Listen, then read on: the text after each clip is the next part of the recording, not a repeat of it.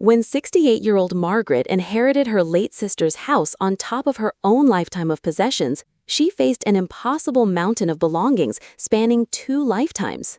With her granddaughter's wedding just 3 days away and family flying in from across the globe, Margaret was drowning in decades of accumulation with nowhere to put anyone. But what happened next will change everything you think you know about decluttering after 60.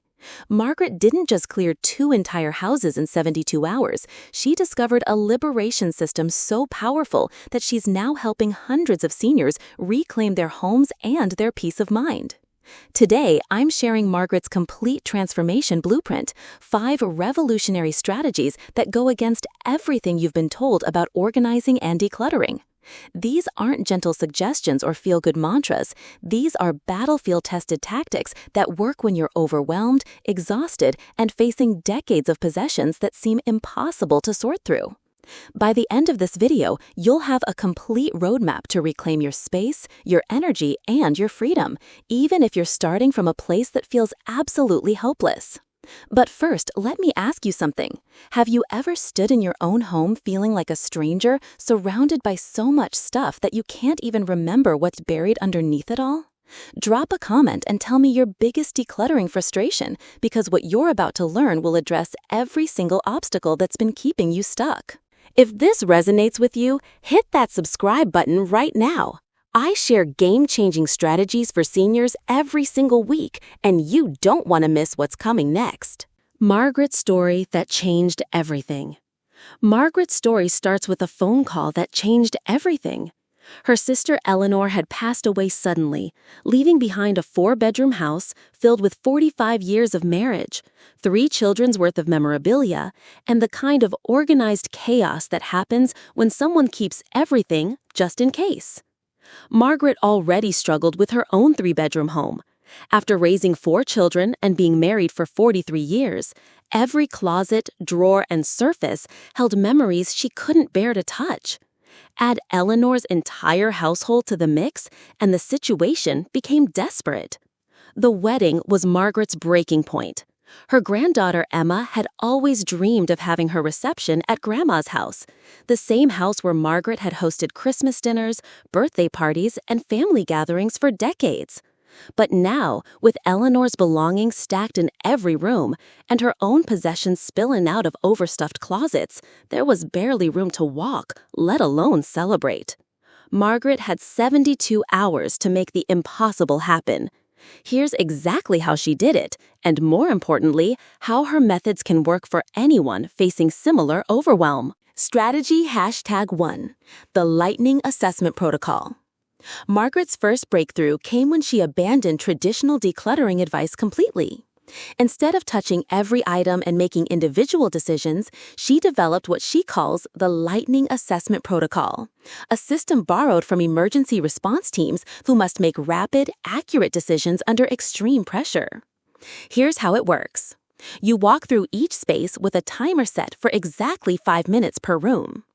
In those 5 minutes, you're not organizing, sorting, or making detailed decisions. You're conducting rapid reconnaissance to understand what you're truly dealing with. Margaret grabbed a notebook and created 4 brutal categories. Daily survival items, things she used every single day without fail. Morning coffee setup, essential medications, comfortable clothes, important phone numbers. Weekly necessities, items she reached for at least once a week.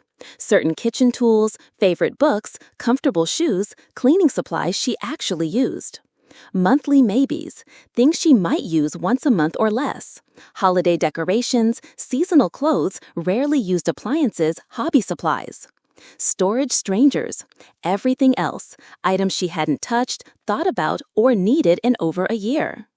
The genius of this system is that it bypasses the emotional paralysis that stops most people before they even start. Margaret wasn't asking herself, can I bear to get rid of this? She was asking, do I actually use this in my real life right now? In her kitchen, the Lightning Assessment revealed shocking truths. She owned 34 coffee mugs, but only drank from the same 2 every day.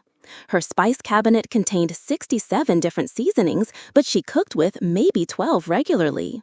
She had 3 complete dinner sets but ate off paper plates most nights because she was too tired to deal with washing and storing fancy dishes. The living room assessment was even more eye-opening. 17 decorative pillows covered furniture, but she removed them every time she wanted to sit down. 43 books sat on shelves that she never read again, taking up space that could hold the books she actually wanted to access. Margaret's bedroom revealed the most dramatic truth of all. Her closet contained 89 pieces of clothing, but she wore the same 15 outfits in rotation. The rest hung there, creating daily stress as she pushed past items that no longer fit her body, her lifestyle, or her preferences. What's taking up the most space in your home that you never actually use?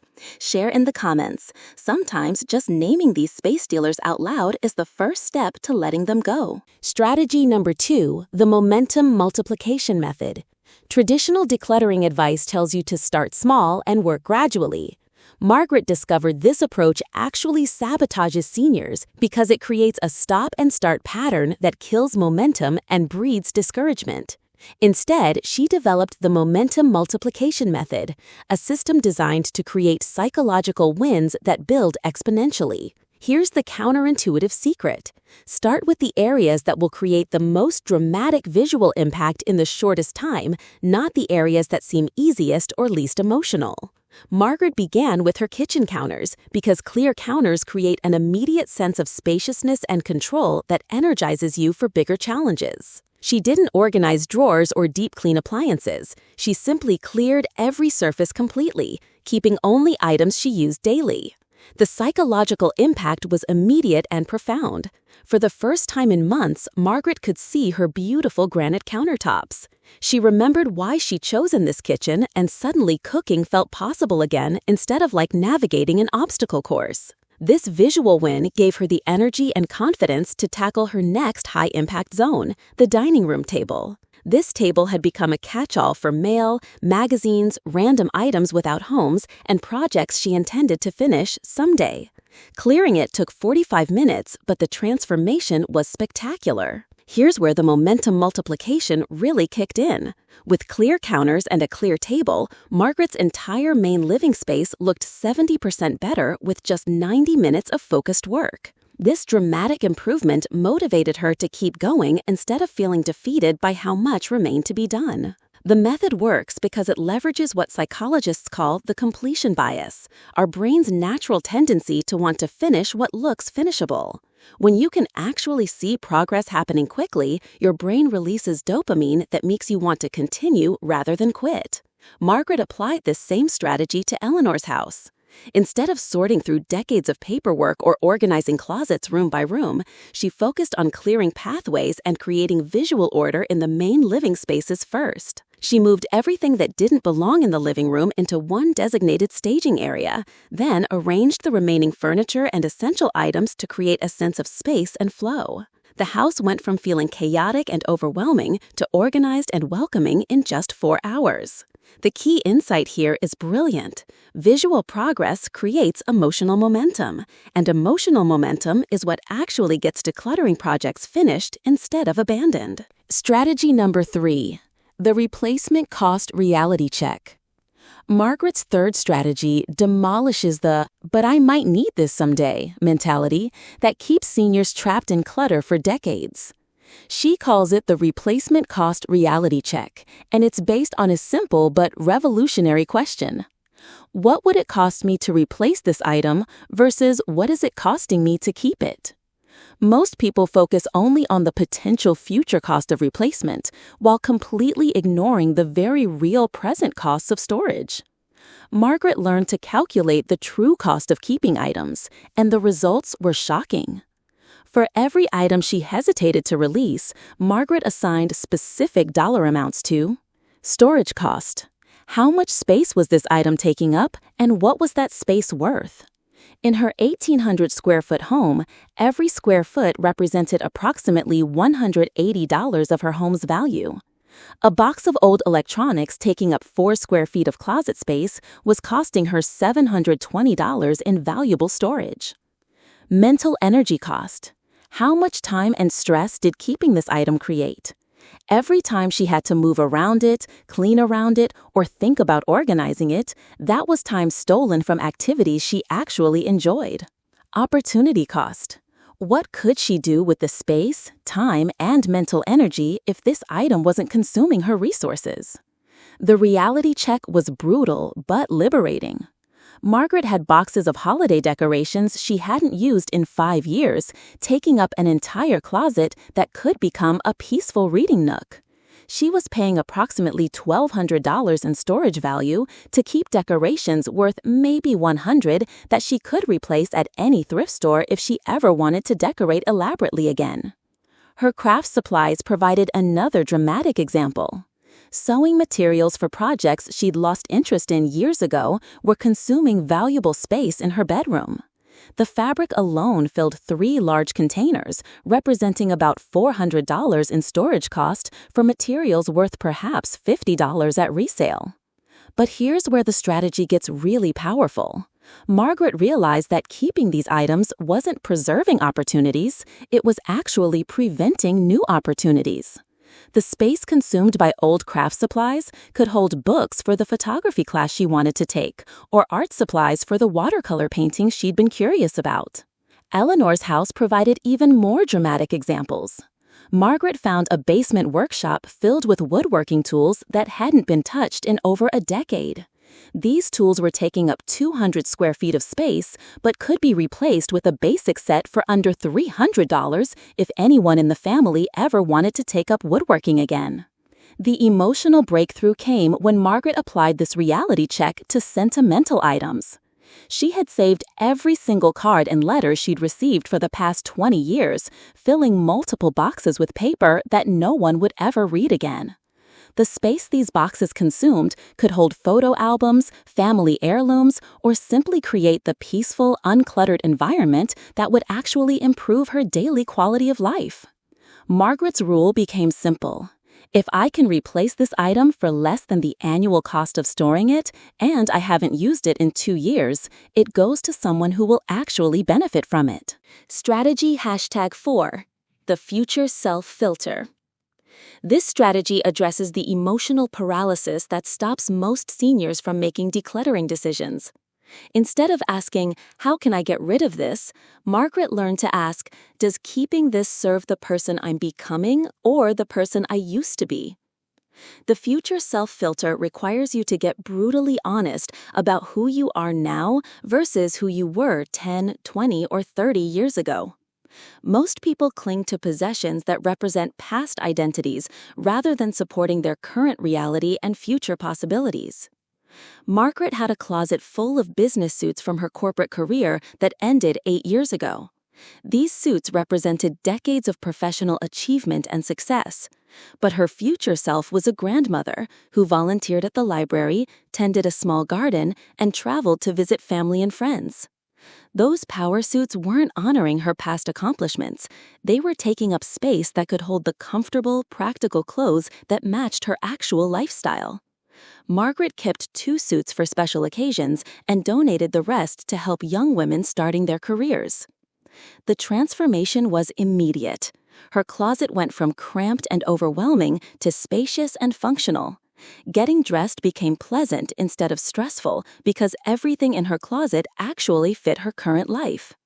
Margaret applied the future self filter to every category of possessions. Her extensive cookbook collection included dozens of elaborate entertaining guides from when she regularly hosted dinner parties for her husband's business colleagues. Her future self wanted simple, healthy recipes for 1 or 2 people, not menus for formal dinner parties she no longer gave. She kept 10 cookbooks that matched her current cooking style and donated the rest. The freed-up kitchen cabinet space now holds her tea collection and the indoor herb garden that brings her daily joy. Eleanor's house provided the ultimate test of this strategy. Margaret found rooms filled with children's sports equipment, school projects, and toys from grandchildren who were now adults. These items represented beautiful memories of active family life, but they served no current purpose except taking up space and creating overwhelming maintenance duties.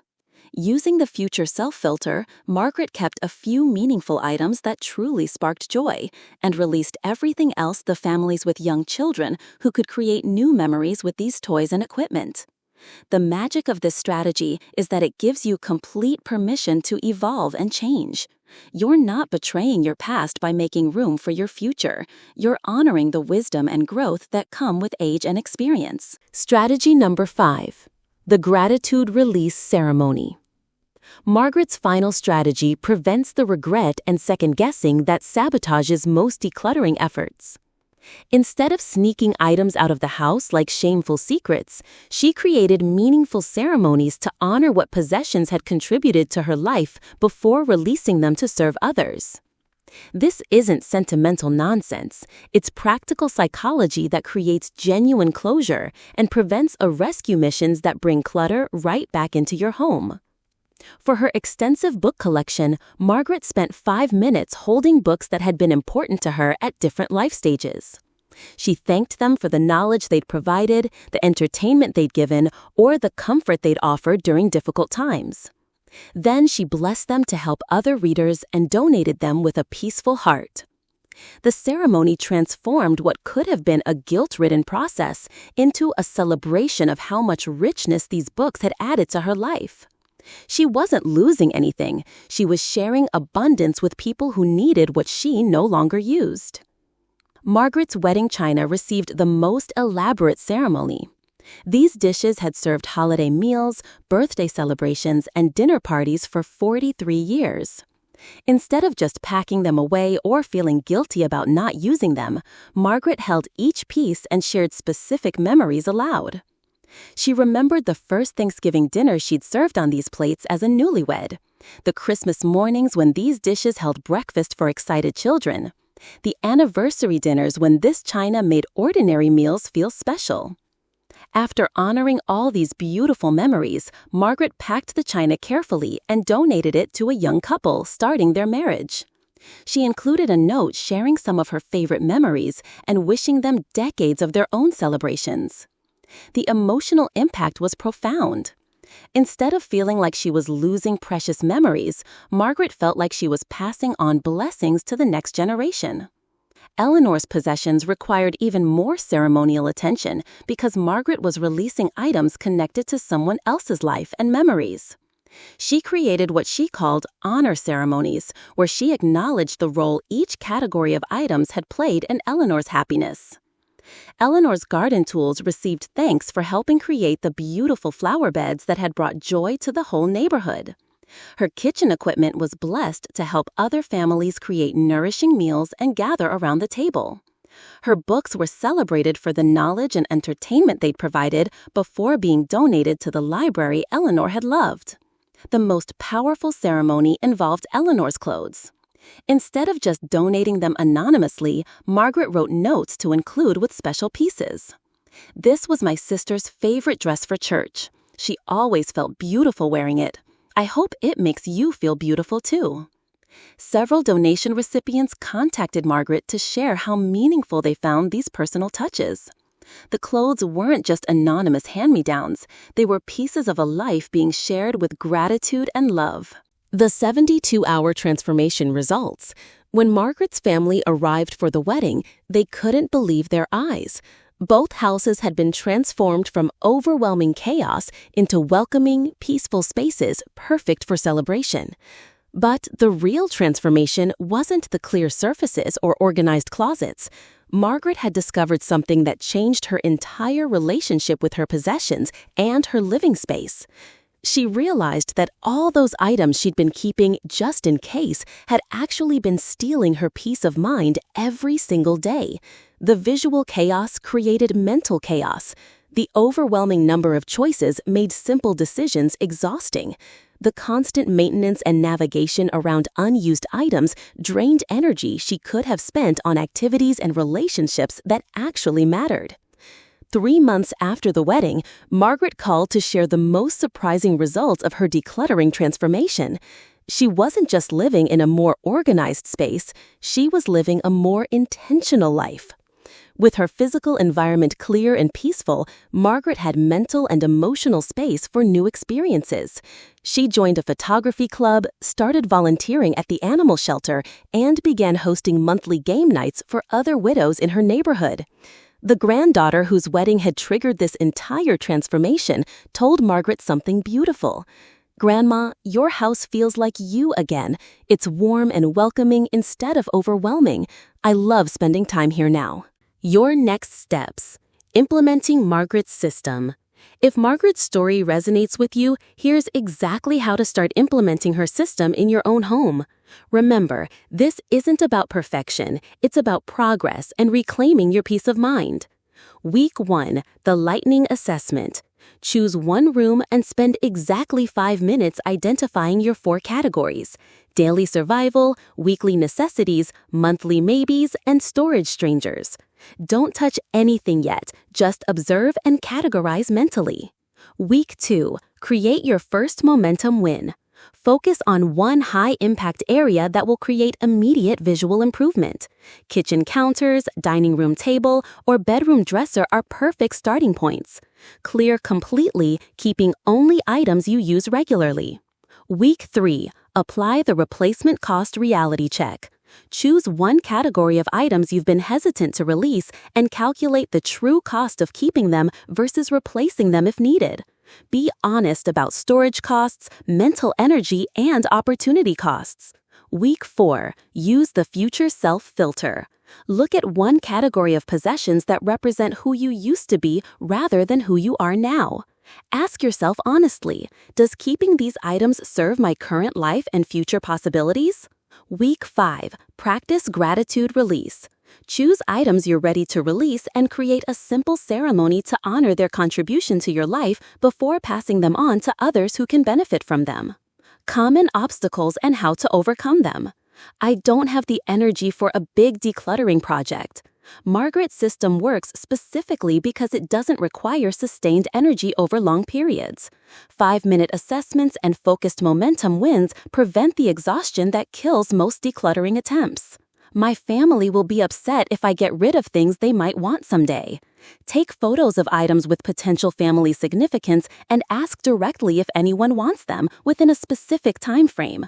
Most family members appreciate your honesty and don't actually want the storage responsibility either. What if I regret getting rid of something important? Margaret learned that the regret of keeping too much outweighs the occasional regret of releasing something unnecessarily. The peace and freedom of living with less creates more happiness than the security of keeping everything just in case. I feel guilty getting rid of gifts or inherited items. The purpose of a gift is to bring joy to the recipient. If an item no longer brings joy and actively creates stress, keeping it dishonors the giver's original intention. Releasing it with gratitude honors both the gift and the giver. The science behind why this system works. Margaret's strategies aren't just practical. They're based on solid psychological research about how seniors process decisions and maintain motivation. Decision fatigue. Research shows that making too many decisions depletes mental energy rapidly. Margaret's lightning assessment prevents decision fatigue by limiting the time available for each choice, forcing reliance on intuition rather than analysis paralysis. Visual progress motivation. Studies demonstrate that visible progress creates dopamine release, which motivates continued effort. This is why Margaret focused on high-impact visual changes rather than perfect organization of hidden spaces. Identity flexibility. Psychology research confirms that people who can adapt their identity and possessions to match their current life stage report higher satisfaction and less anxiety than those who cling to past roles and accumulations. Ceremonial closure. Anthropological studies show that humans across all cultures use ceremonies to process major transitions. Margaret's gratitude release ceremonies provide the psychological closure necessary to let go without regret. The life transformation. 6 months after her 72-hour transformation, Margaret's changes extend far beyond her organized closets and clear counters. She's discovered that decluttering her physical space cleared mental and emotional space for experiences she'd been too overwhelmed to consider. Margaret now hosts monthly potluck dinners for her neighbors, something she couldn't do when her dining room was unusable. She's taken up watercolor painting in the spare room that used to be filled with storage boxes. She's even started dating again, feeling confident about inviting someone into her peaceful, welcoming home. The most profound change is psychological. Margaret no longer feels controlled by her possessions. She makes conscious choices about what to keep based on what serves her current happiness rather than keeping everything out of fear, guilt, or obligation. Her advice to other seniors facing similar overwhelm is simple but powerful. You're not losing your memories when you release physical items. You're making room for new memories and experiences that are waiting for you. Special considerations for seniors. Margaret's system accounts for the unique challenges seniors face that most decluttering advice ignores. Limited physical energy. The 5-minute assessment periods and momentum-building approach prevent exhaustion while creating sustainable progress. Emotional attachments. The future self filter and gratitude release ceremonies honor the emotional significance of possessions while providing frameworks for healthy release. Fixed incomes. The replacement cost reality check helps seniors make financially sound decisions about what's worth keeping versus what's worth replacing if needed.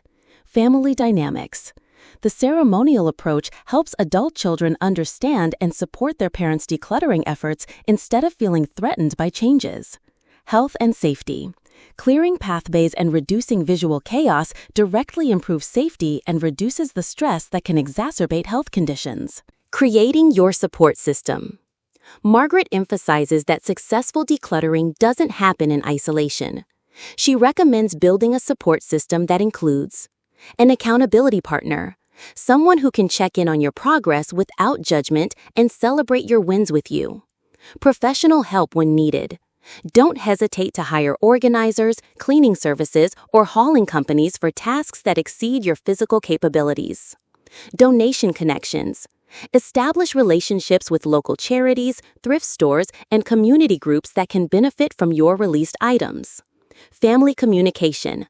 Keep family members informed about your goals and progress to prevent misunderstandings and gain support. Emergency backup. Have a plan for handling items that require special disposal, electronics, chemicals, documents, so they don't become roadblocks to your progress. Maintaining your transformation. The key to maintaining your decluttered space isn't perfect organization. It's developing new habits that prevent reaccumulation. The one-touch rule. When you bring something new into your home, handle it immediately. Either put it in its designated place, use it, or remove it. Don't set it down temporarily in a space that isn't its home. Weekly reality checks. Spend 10 minutes each week asking yourself what you've acquired that doesn't serve your current life and needs to find a new home. Seasonal reviews. 4 times a year, walk through your home with fresh eyes and release items that no longer match your current interests, abilities, or lifestyle. Gift boundaries. It's okay to ask family members to give you experiences rather than physical items, or to specify what kinds of gifts would actually be helpful in your current life stage. Mindful acquisition. Before bringing anything new into your home, ask Margaret's key question. Does this serve the person I'm becoming or just fill a space? The ripple effects. How Margaret's transformation inspired others. Margaret's dramatic transformation didn't go unnoticed. Her neighbors, friends, and family members began asking for her advice and help with their own decluttering challenges. She started a monthly decluttering coffee club at her local senior center where members share strategies, celebrate progress, and support each other through challenging decisions. The group has grown to over 40 regular members, and several have achieved their own dramatic home transformations. Margaret's approach has been particularly effective for seniors dealing with inherited belongings, downsizing for health reasons, or preparing to move to smaller living spaces. Her emphasis on honoring the past while embracing the future resonates with people navigating major life transitions. One club member, 72-year-old Robert, used Margaret's system to clear out his garage workshop after a heart attack made woodworking too physically demanding. Instead of feeling sad about losing his hobby, Robert donated his tools to a high school shop class and converted the space into an art studio where he's discovered a talent for painting. Another member, 69-year-old Susan, applied the future self filter to her extensive wardrobe and realized she was keeping clothes for a social life she no longer enjoyed. She donated her formal wear and cocktail dresses, using the closet space for the comfortable, practical clothes that matched her new lifestyle of hiking and volunteering outdoors. Your transformation starts now. Margaret's story proves that dramatic transformation is possible at any age, regardless of how overwhelming your current situation might feel. Her 5 strategies work because they address the real psychological and practical obstacles that keep seniors stuck in cluttered, stressful living situations. You don't need to wait for a crisis or a deadline to start reclaiming your space and your peace of mind. You can begin today with just 5 minutes and one small area. Remember Margaret's most important insight. You're not just organizing your belongings, you're creating space for the life you want to live in whatever time you have left. Whether you're 60, 70, 80, or beyond, you deserve to live in a space that supports your current happiness rather than preserving a past that's already complete. You deserve to feel peaceful and in control in your own home rather than overwhelmed and defeated by accumulated possessions. Margaret's transformation began with a desperate situation and an impossible deadline, but it led to a life of greater freedom, possibility, and joy than she'd experienced in years. Your transformation can start right now, right where you are, with whatever energy and time you have available. Take action today. If Margaret's story has inspired you to start your own transformation, here's your immediate action plan. Right now, set a timer for 5 minutes and do a lightning assessment of one room in your home. Just observe and categorize, don't touch anything yet. Today, choose one high-impact area and clear it completely using Margaret's momentum multiplication method. Kitchen counter, dining table, or bedside table are perfect starting points. This week, apply the replacement cost reality check to one category of items you've been hesitant to release. Calculate the true cost of keeping them versus replacing them if needed. This month, use the future self filter on one area of your home that represents who you used to be rather than who you are now.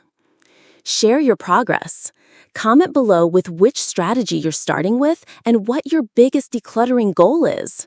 The community support will help keep you motivated and accountable. Subscribe for more.